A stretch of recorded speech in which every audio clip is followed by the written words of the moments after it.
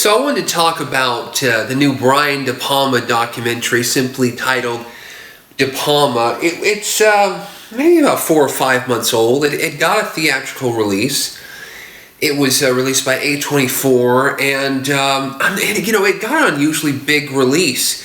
I mean, it did get a little mini theatrical release, and there's a lot of nice posters for it. There's one poster with Brian De Palma like peeking out, and I know it's like a body double reference, but it looks like something from Blue Velvet. It's like he's like Kyle MacLachlan in Blue Velvet, just peeking out, at the world, and it's a great documentary about the life and work of Brian, mainly about the work, not so much the life, but with Brian De Palma, with director Brian De Palma.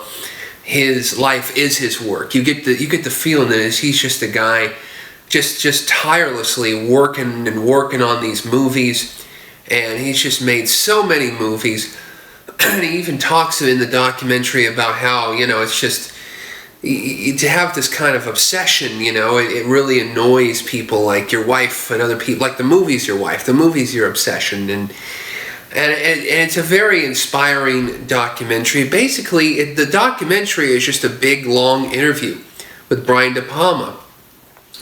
According to what I've read about it, the movie didn't start out as being a real movie. It just started out as these two guys, Jake Paltrow and Noah Baumbach, who are filmmaker friends of Brian De Palma. Paltrow and Baumbach, the young blood. They would always get together with Brian De Palma, and Brian De Palma is a real raconteur. He tells these stories about making his films in old Hollywood, because he was, I guess the new Hollywood, the 1970s, kind of breakthrough, new Hollywood directors, because Brian De Palma was friends with Spielberg and Lucas and Coppola. He was always, there's this famous story about how he gave George Lucas all of these notes about Star Wars, and had a lot of input into Star Wars after they saw a screening of it. He said a lot of mean stuff about Star Wars originally. He didn't really get it, but I mean, you can imagine Brian De Palma looking at Star Wars and going, "What the fuck is this?" But I mean, that's just Brian De Palma. But the movie, I mean, these two guys, Noah Baumbach and Jake Paltrow, apparently Baumbach had this, just bought this DSLR and wanted to test it out, and so for a week they just interviewed Brian De Palma. He showed up in the same outfit, and they just interviewed him about all of these movies around 2010, and then last year in 2016 they put this together and they released it. And it's pretty much just that interview. It's just an extended interview with Brian De Palma, almost like a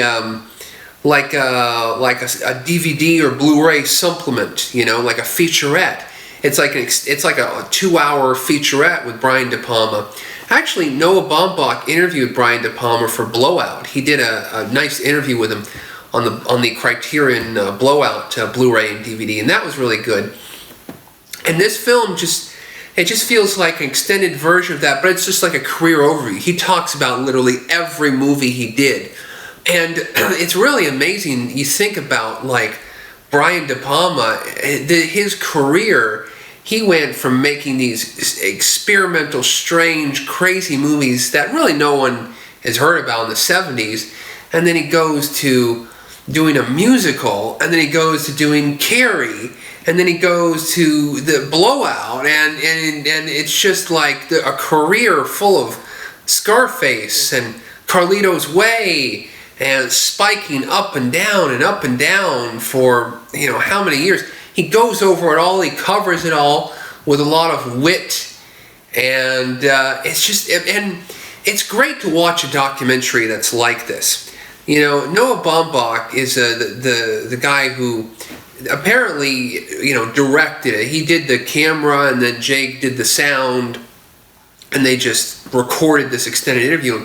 But Noah Baumbach's known as a filmmaker who's known for doing kind of old school type of New York type of movies.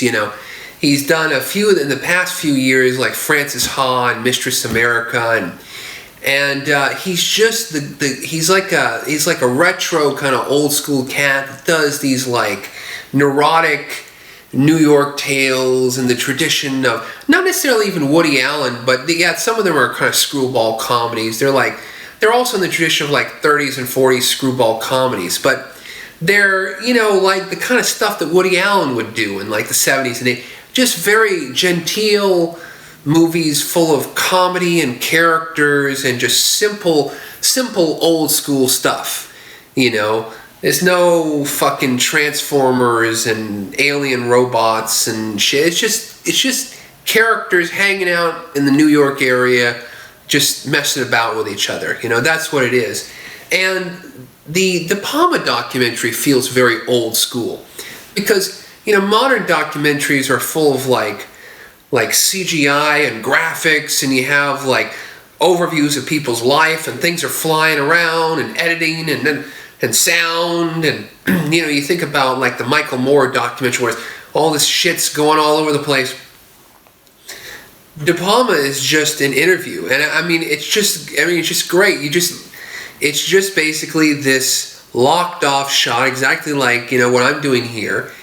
And and well lit and well, the mics and everything. And you just listen to Brian De Palma talk for 2 hours, and it's intercut with just scenes from his movies. And that's it. And it's so simple, but it's just so great. It's easy to digest, and it's just so much fun. I love the documentary. It's great.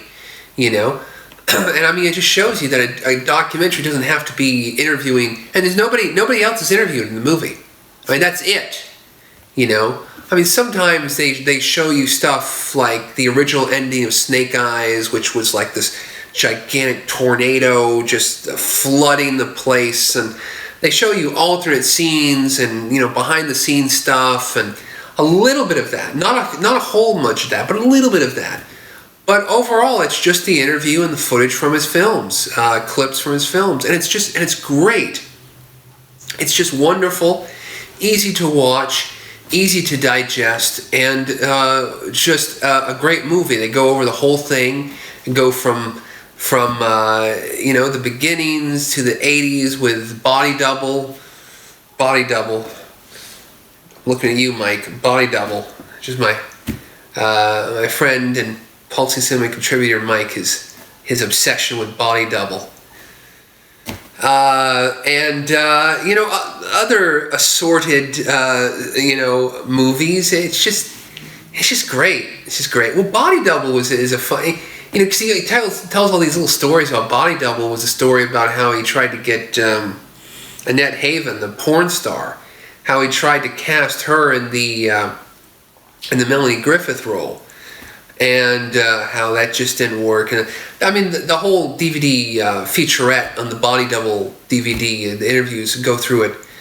I don't know. He's such a, Brian De Palma is such a raconteur. I don't know why somebody hasn't tried to do a commentary track with him on his D. Don't even do a commentary track. Just let the guy rant and rave for like 2 fucking hours and cut it up and just put it underneath the film. I would listen to it. But there's no just like there's no Steven Spielberg commentary track, there's no Brian De Palma commentary track. But he does do these really long interviews, which is great. And that's what the De Palma documentary feels like. It just feels like one long, really great interview. And so it's great. So if you can check it out. De Palma, the movie. And, I really liked Femme Fatale from a few years ago. I'm embarrassed. That's the last Brian De Palma movie I've seen. I've never seen Black Dahlia, though after this movie, the clips I've seen it. I want to see Black Dahlia. And I've not seen Passion. Passion, he had a big problem because it had its premiere at like a New York Film Festival. And there was a big screw up where they had the digital file. It wasn't being shown on 35mm, it was shown on a digital file. And the digital file would not play.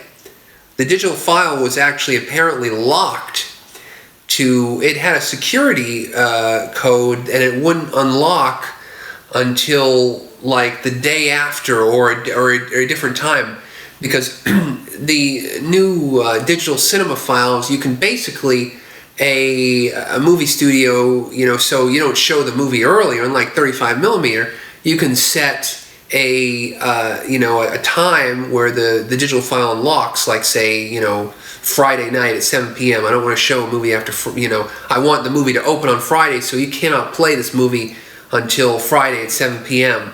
So you can set that, and I think this was set, and there were some changes, and maybe somebody screwed up, or there were some changes in the film festival where they changed the time they were going to play the movie, and they couldn't play the movie.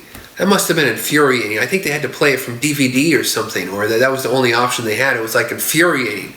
They could not play the high definition, version of the film.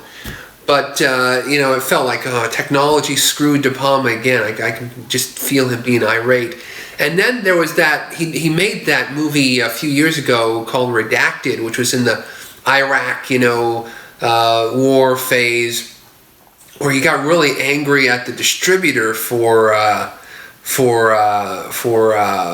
censoring the real photos at the end of the film. And there was a video on YouTube about him basically during like a press conference, literally arguing with his with the distributor's press department about this. It's incredible. So, I mean, Brian De Palma, he feels just like a loose cannon. He feels like just a fucking guy who spins it, like he sees it, calls it like he sees it. A real cool guy. Just old school as fuck. Those old school filmmakers.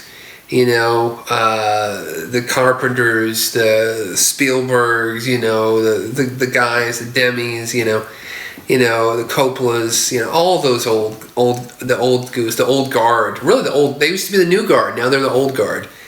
Because Brian De Palma, he talks about in this movie how he turned around, Mission to Mars, how he turned 60 years old, and he was like, I was getting too old for it. Mission to Mars was like, now it's almost like 17 years ago. So he's like 77 right now, or 76, or so.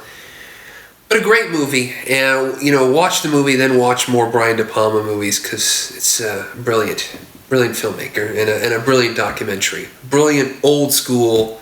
Just it documents. It's a documentary. It's great.